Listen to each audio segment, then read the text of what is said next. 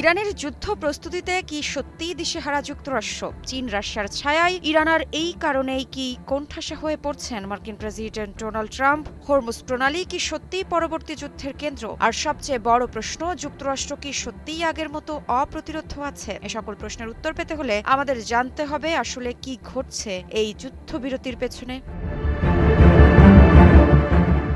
বিভিন্ন সংবাদ মাধ্যমের বরাতে জানা যায়, একদিকে ইরান বলছে আমরা সর্বোচ্চ প্রস্তুত, অন্যদিকে যুক্তরাষ্ট্র বাড়াচ্ছে নৌসেনা উপস্থিতি, চোখ রাখছে হরমুজ প্রণালীর উপর। আর এর মাঝেই হঠাৎ কূটনৈতিক ধাক্কা। দেশটির শীর্ষ নেতৃত্ব মোহসেন রেজাই জানিয়েছেন ইরানের সশস্ত্র বাহিনী এখন একেবারে যুদ্ধের জন্য প্রস্তুত। এর আগেও মোহসেন রেজাই যুক্তরাষ্ট্রকে নিশানা করে বলেছিলেন হরমুজ প্রণালী হবে মার্কিন সেনাদের কবরস্থান। রেজাইয়ের ভাষায়, মার্কিন নৌবাহিনী হচ্ছে বিশ্বের একমাত্র জলদস্যু। তার দাবি, যাদের হাতে বিমানবাহী রণতরী তারাই আজকের জলদস্যু। আর সেই জলদস্যুদের মোকাবিলা করার পূর্ণ সক্ষমতা রয়েছে ইরানের। প্রয়োজনে মার্কিন যুদ্ধজাহাজ ডুবিয়ে দিতেও দ্বিধা করবে না তেহরান।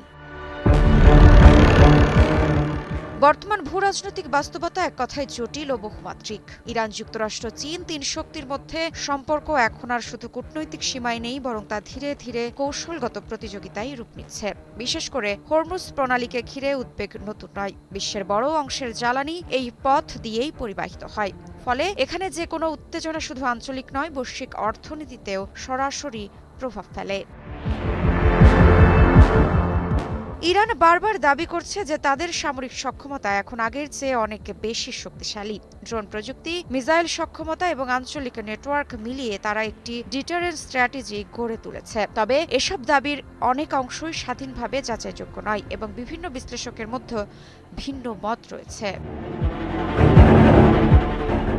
চীন ইরান সম্পর্ক এখানে নতুন মাত্রা যোগ করেছে। দীর্ঘমেয়াদী অর্থনৈতিক ও কৌশলগত সহযোগিতা দুই দেশকে আরও কাছাকাছি এনেছে, যা মধ্যপ্রাচ্যের ক্ষমতার ভারসাম্যে নতুন চাপ তৈরি করছে।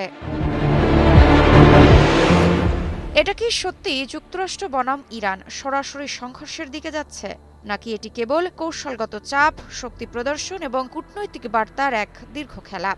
বিশেষজ্ঞদের বড় অংশের মতে, বর্তমান পরিস্থিতি সরাসরি যুদ্ধের চেয়ে বেশি স্ট্র্যাটেজিক ডিটারেন্স, অর্থাৎ যুদ্ধ নয় বরং যুদ্ধের ভয় দেখিয়ে প্রভাব বিস্তারের চেষ্টা। বিশ্ব এখন আর একক শক্তির হাতে নেই, এটা অনেকেরই মত। কিন্তু প্রশ্ন থেকে যায়, এই নতুন ভারসাম্য কি স্থিতিশীলতার দিকে যাবে, নাকি আমরা দেখব নতুন কোনো বড় সংঘাতের শুরু? মৃত্তিকা সিনহা বিশ্বাস, নিউজ 24।